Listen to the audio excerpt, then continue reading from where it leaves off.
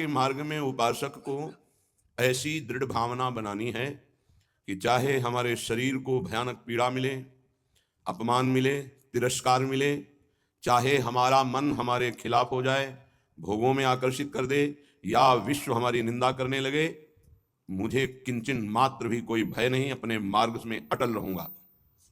ये शपथ पूर्वक मार्ग चलना चाहिए। प्रारंभ में ही ये शपथ खा लेनी चाहिए, अब मैं प्रभु के मार्ग को नहीं छोड़ सकता, चाहे जितनी पीड़ा दी जाए या प्रलोभन दिया जाए। हर सुख का प्रलोभन माया देगी, प्रभु को नहीं छोड़ना है।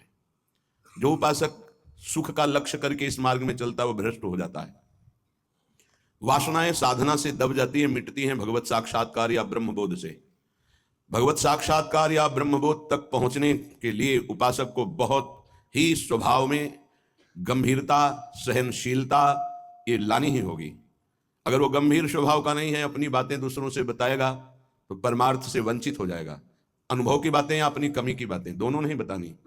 इष्टदेव जान रहे हैं, गुरुदेव जान रहे हैं, दूसरा कोई हमारे हृदय का परिवर्तन नहीं कर सकता। अगर हमारे हृदय का परिवर्तन कर सकता है तो हमारा आराध्य देव कर सकता है। आराध्य देव सर्वज्ञ है, इसलिए मुझे कहने की जरूरत नहीं। जो अनुभव हो रहा है उसे गुप्त रखो, क्योंकि वही अनुभव परमात्मा साक्षात्कार की मंजिल दृढ़ कर देगा। अगर अनुभव बताने लगे तो खाली हो जाओगे, परमार्थ में चलने की योग्यता खो दोगे।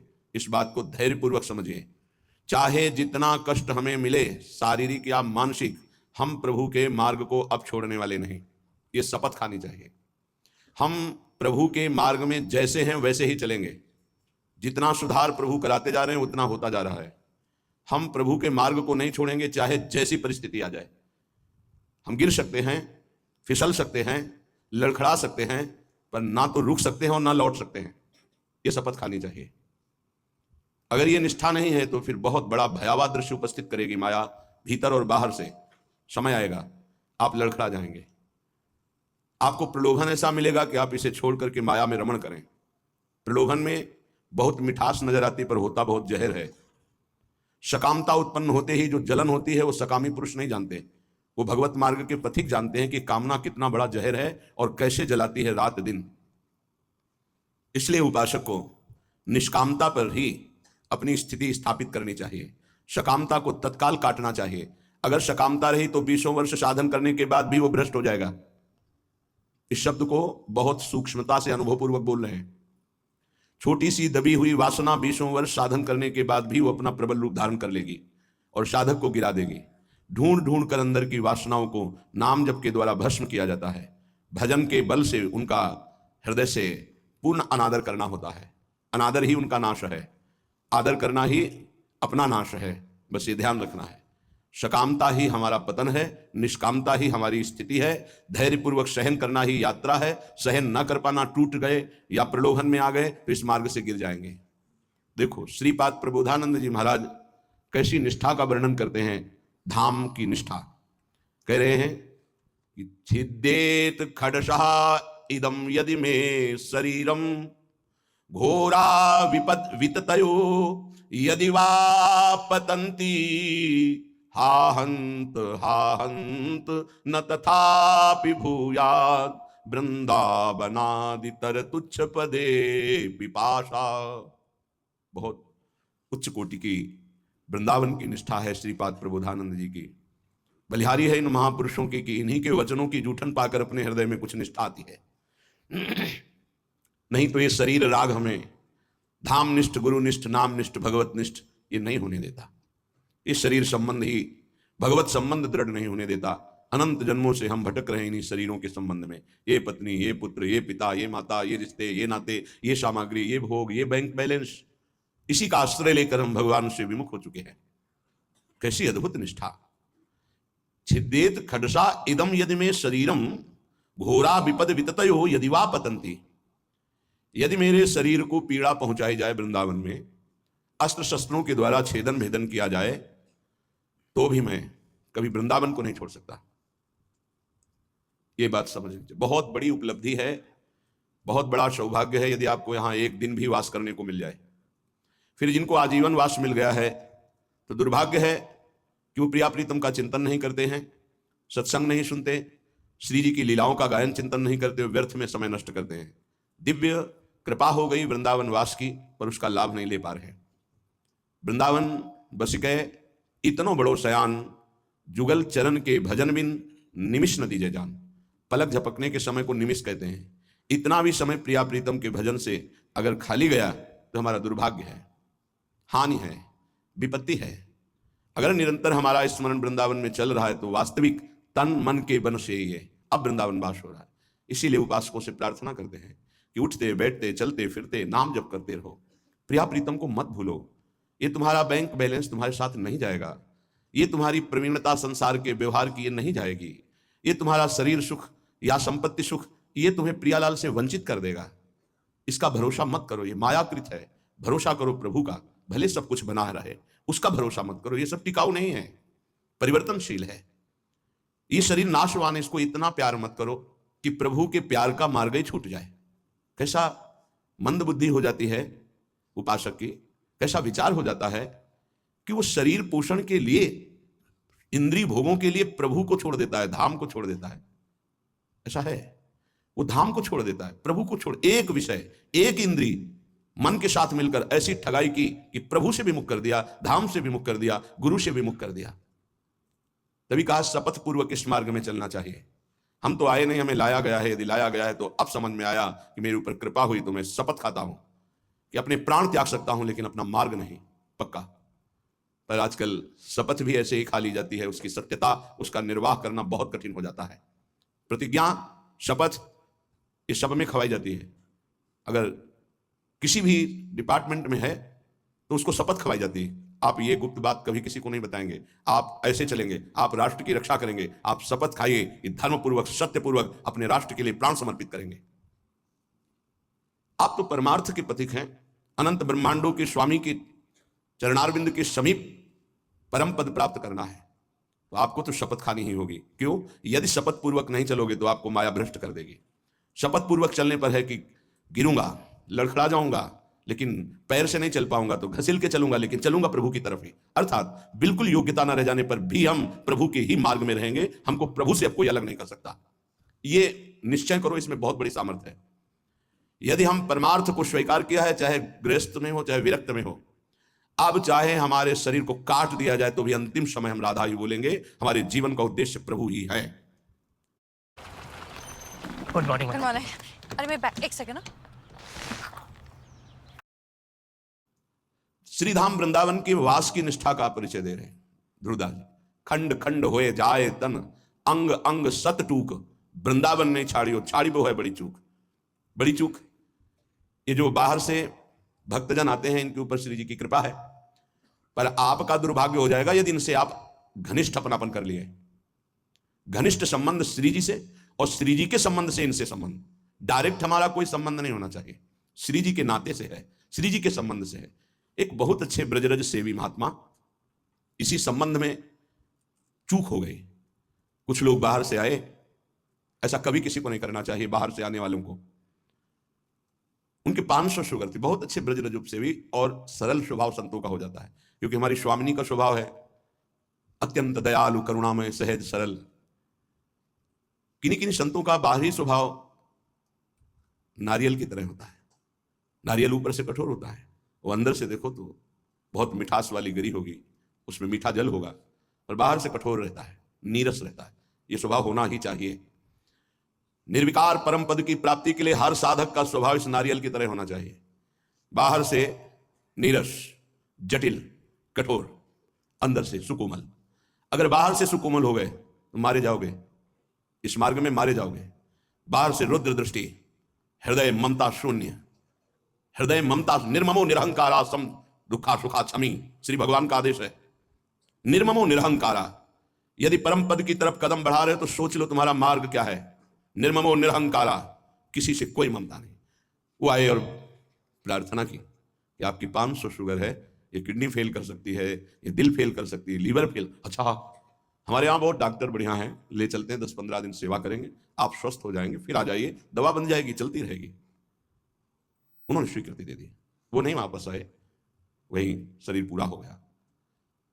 आप लोग बाहर से आते हैं वृंदावन लाभ लेने के लिए, अगर आपको श्रद्धा है और कोई संत बीमार है तो यहीं उसकी व्यवस्था कीजिए, उसको बंबई कलकत्ता दिल्ली ले जाने की कोशिश मत कीजिए। उसने अपने जीवन को श्रीधाम की रज में दिया है, कष्ट से पीड़ित होने के कारण, प्रबल निष्ठा ना होने के कारण हो सकता है वो हामी भर दे, तो आपको नहीं ले जाना है। वो कहे भी तो नहीं ले जाना है, नहीं महाराज हम यही व्यवस्था करेंगे आपकी, तब तो आपकी सेवा मानी गई। आप उनको धाम छोड़वा दिए तो कौन सी अमरवती पिला देंगे आप? क्या मृत्यु पर विजय आप दिला सकते हैं? क्या श्रीधाम वृंदावन दिला देगा? हाँ, ये है कि रजोपसेवी प्रियालाल के चरणारविंद के कहीं भी शरीर छूड़े, वो तो प्रिया प्रीतम में स्थित है। पर वो लाभ जो हम लोग याचना करते हैं कि जय श्री भट्ट धूलि धूसर तन यह आशा और धार, कुछ विशेषता है, पक्का मानिया इस रज में शरीर छोड़ने की कुछ विशेषता है, मान लोगे तो जान जाओगे। तभी कह रहे खंड खंड होए जाए तन, अंग अंग सत टूक, वृंदावन नहीं छाड़ियो छाड़ी वो है बड़ी चूक। यहां कह रहे हैं छिद्देत खडसा इदम यदि में शरीरम घोरा विपद विततयो यदि वा पतंती, यदि धार वाले अस्त्र से भी मेरा शरीर काटा जाए तो मैं वृंदावन का कभी त्याग नहीं कर सकता। कि भाई वृंदावन में तो बहुत दुख मिल रहा है, अब तो चलते हैं यहां से। शपथ पूर्वक इसीलिए कहा है कि अगर शपथ पूर्वक नहीं रहोगे तो बड़ी विचित्र दशा है। हमारा धाम और धामी श्यामा श्याम बड़े कृपालु हैं, यदि आप जाना चाहते हो वो रोकेंगे नहीं, और नहीं जाना चाहते हो तो कभी जाना नहीं पड़ेगा, किसी भी कार्य के लिए नहीं जाना पड़ेगा। ये अपने अनुभव की बात कह रहा हूं, किसी भी कार्य के लिए नहीं जाना। और आपने निश्चय किया है कि बाहर जाकर ही हमारा काम चलेगा, तो पक्का बिना बाहर जाए आपका काम ही नहीं चल सकता। और आपने निश्चय किया है कि श्रीधाम वृंदावन नहीं छोड़ूंगा चाहे मर जाऊं, तो हर व्यवस्था जो तुम बाहर से नहीं कर सकते घर बैठे हो जाएगी, क्योंकि स्वामी जी के चरणों में स्वयं अनंत लोगों की सिद्धियां लुटती रहती है। विश्वास, धैर्य, सहनशीलता ये चाहिए इस मार्ग में। अगर सहनशील नहीं हो, विश्वास नहीं है, तो फिर आप टूट जाओगे। कितना कष्ट सहूं। आपको विश्वास दिलाते हैं इस स्थान का विशेष प्रभाव है धाम का, कि यहां विशेष कष्ट प्रभावित नहीं कर पाता। कलह कलेश न व्यापय ईठा इठौर विश्व ते न्यारी। यहां कष्ट भी आएगा तो बहुत सीमित रूप रखकर आएगा, वही बाहर जब आपके ऊपर प्रभाव डालेगा तो बड़ा भारी दुख होगा। प्रारब्ध भी आएगा तो शासित होकर आएगा प्रियाजू से, वो स्वतंत्र रूप से आक्रमण नहीं कर पाएगा, बाहर स्वतंत्र रूप से आक्रमण कर देगा। यदि घोर घोर विपत्तियां आकर हमको घेर ले तो भी हम वृंदावन नहीं छोड़ेंगे। ये शपथ पूर्वक रहना चाहिए। घोर विपद विततयो यदि वा पतंती, घोर विपत्ति आ जाए तो भी मैं अपनी निष्ठा से नहीं गिरूंगा, काट डाला जाऊं तो भी, घोर विपत्तियां दुख आ जाए तो भी मैं श्रीधाम वृंदावन को नहीं छोड़ने वाला। हा हंत हंत न तथापि भूयाद वृंदावनादितर तुच्छ पदे पिपाशा। हाय हाय, श्रीपाद कह रहे हाय हाय, जो वृंदावन का वास मिला और उसे छोड़ करके किसी भी लाभ के लिए बाहर जाते हैं तो हाय हाय। हरिराम व्यास जी ने एक पद में लिखा है, इतनी बड़ी कृपा हो गई और इसके बाद भी तुम वृंदावन का आश्रय वास का प्रभाव न जानने के कारण अन्य आश्रय लेते हो, अन्य सहारा लेते हो और यहां छोड़ कर जाते हो, तो मानो अपने सर पर पादुका चला रहे हो। अच्छा, स्वयं पतित पत्रकाण्यमृतवत्सुधा भक्षयन् त्रिशाह मिहिर नंदिनी सुचि पयोंजलि भी पिबन कदा मधुर राधिका रमण रास केली स्थली बिलोक्य रसमग्न धीर दिवसामि वृंदावनम। ये प्रायः तैयारी की जाती है, ध्यान रखना। जैसे किसी को आर्मी में जाना है तो दौड़ भाग ये सब, पहलवानी करना है तो दंड बैठक खान पान और युद्ध की कलाएं, कुश्ती की कलाएं सीखता है। ऐसे ही हम भगवत मार्ग में चल रहे हैं तो हमें पुष्ट भी होना है और युक्तियां भी सीखनी कि शत्रु को कैसे पराजित करना है, क्योंकि हमारे शत्रु अंतर्वत में बैठे हुए हैं। हमारा एक भी शत्रु बाहर नहीं होना चाहिए, किसी से राग द्वेष नहीं, अंदर की वृत्ति से हमारी दुश्मनी है जो भगवत विमुख करने वाली है, उसको पछाड़ना है। तो कह रहे स्वयं पतित पत्रकाण्यमृत वत क्षुधा भक्षयन। अगर वृंदावन में हमें भोजन नहीं मिला तो हम सूखे पत्ते खा करके यहां अमृत के समान भोजन का भाव रख करके प्राण त्याग देंगे, लेकिन धाम नहीं छोड़ेंगे। सूखे पत्ते खा के कि मानो मैं अमृत पा रहा हूं ऐसी भावना से, पर हम वृंदावन नहीं छोड़ सकते। ये अपने लोगों ने अभ्यास किया, जानबूझ के अभ्यास किया है, ऐसी वृत्ति धारण की गई कि अगर हमको भोजन न मिले तो कई दिन तक हम भूखे रह सकते हैं और हमारे भजन में विक्षेप नहीं पड़ना चाहिए, और उसका अभ्यास पूरे जीवन चलाया गया। जब तक हम साधन पक्ष में हैं तब तक अभ्यास पूरा दृढ़ कर लेना चाहिए कि अगर हमें 4-5 दिन भोजन ना मिले तो हम भजन में विक्षेप न पड़े, ऐसा अभ्यास कर लें। हम एकांत में बैठकर भजन करें, हम समाज में बैठकर भजन करें, हम बाजार में खड़े होकर भजन करें, हम यमुना के किनारे भजन, हमारा भजन का अभ्यास कहीं भी हमें बाधा ना पहुंचा पावे, ऐसा होना चाहिए। कई कई दिन गंगा किनारे तो एकांतिक था, यही हितधाम में, हितधाम तक चला है। जब ये डायलिसिस हुए फिर अब हिम्मत नहीं है कि जैसे प्रभु चलावें, अब वो तो प्रभु के ऊपर रह गया। डायलिसिस होने के बाद शरीर की दशा बदल जाती है। अब जैसे प्रभु चलावे वैसे हो गया। नहीं तो दरवाजा बंद, छोटी कुटिया में जब तक कोई नहीं जुड़ा था, दरवाजा बंद। अब ये दरवाजा 3-4 दिन के लिए बंद, बाहर से ताला लगवा दिया कि है नहीं, जैसे कोई जल पान करके चुपचाप शांत 4 दिन भगवदाकार वृत्ति करनी है। ये मौन, किसी से मिलना नहीं। ब्रजवासी उनसे थोड़ी प्रियता रखते थे कि आप इतने बजे ताला खोल दीजिएगा, चाबी हम दे देंगे। तो शौच स्नान कर लिया, फिर अंदर हो गए। अपनी वृत्ति को भगवदाकार करना है। सब उपस्थित होने पर भोग भी हमको अपनी तैयारी कर दी। ये थोड़ी कि रोज हमें भोजन मिल रहा है, रोज व्यवस्था हो रही, तो आप देखो आपको वो भजन नहीं हो रहा जो हाय हाय वाला भजन होता है, भारी व्याकुलता वाला भजन होता है, कैसे भगवत प्राप्ति हो, चिल्ला चिल्ला के रोने का मन हो। वो इसलिए नहीं होता कि आप हर समय जब इंद्रियों के ही पोषण में लगे हुए हैं तो भगवदानंद की वृत्ति का पोषण कैसे होगा। उसके लिए तो थोड़ा तैयारी करनी पड़ती है, अभ्यास करना पड़ता है, जलना पड़ता है, भूखे रहना पड़ता है, कष्ट सहना पड़ता है। सच्ची मानिए, अभ्यास में बहुत बड़ी ताकत है। आपका शरीर स्वस्थ है, आप इस समय कस सकते हैं अपने आप को। 3 घंटे विश्राम, इसके बाद कुछ समय आसनों में, हर समय सेवा में, नींद को उड़ा दो, भोजन की एक सीमा रख लो, बातचीत के लिए मौन रह जाओ, उचित शरीर पोषण की व्यवस्था, बस नाम पर दृष्टि दो। नहीं खान पान ते भावे है, नहीं कोमल वसन स्वभावे है, सब विषय लगे ते खारा है, हरिहासिक का मग्न आ रहा है। जब वृत्ति भगवदाकार होती है और ये होता है अब भोजन पाने जाना, तो ऐसा लगता है जैसे सजा दी जा रही हो। हमारी वृत्ति डूब रही है, अब इसके लिए हमें भागे। कभी तो डूबना सीखो, अभ्यास करके कभी तो ऐसे आओ कि 10-5 मिनट के लिए शरीर भूल जाओ, 10-5 मिनट के लिए जगत भूल जाओ, केवल प्रिया प्रीतम के चिंतन में। वो ऐसे नहीं होता कि टाइम बाय टाइम भोजन। साधक की दिनचर्या 12 महीने राइट टाइम से पहले हर चीज आपको दिखाई देगी। अगर यहां खड़े होना है 6 बजे खड़े हो तो 5 मिनट पहले से खड़ा है, उसकी दिनचर्या में चूक नहीं हो सकती। वही साधक, वही संयमी। और जो अपनी दिनचर्या को संभाल नहीं पाता, तो वो अपने आप को संभाल नहीं सकता। कागज में लिख लो चाहे दिमाग में लिख लो, जब तक साधक की दिनचर्या नहीं। हम गृहस्थी में देखें, ऐसे ऐसे साधक की त्रिकाल संध्या करते हैं। जब पीछे गुरु आश्रम में थे, 20 सुबह 4 बजे तड़के आकर के स्नान करके संध्या गृहस्थी में रहते, हल जोतने वाले लोग। अगर हमारी दिनचर्या भगवत मार्ग की है तो उसे कहीं भी की जा सकती है, कैसे भी की जा सकती है। ये बहुत प्रवचन नहीं, ये आप समझ लीजिए, आपको अपने आप को कसना होगा। सैकड़ों बार प्रार्थना की है कि चाहे गृहस्थ हो चाहे विरक्त हो, व्यायाम अत्यंत आवश्यक है। जैसे भोजन पाना आवश्यक है, ऐसे व्यायाम आवश्यक है। भगवत प्राप्ति के लिए अत्यंत आवश्यक है व्यायाम, क्योंकि आपका शरीर स्वस्थ रहना अनिवार्य है। प्राणायाम अत्यंत आवश्यक है। 10 मिनट 15 मिनट बैठ करके प्राणायाम, 2-3 प्रकार के सहज प्राणायाम की वृत्तियां बताइए, कौन कर रहा है? सहज बताइए, कुछ हाथ लगाने की जरूरत नहीं नाक में।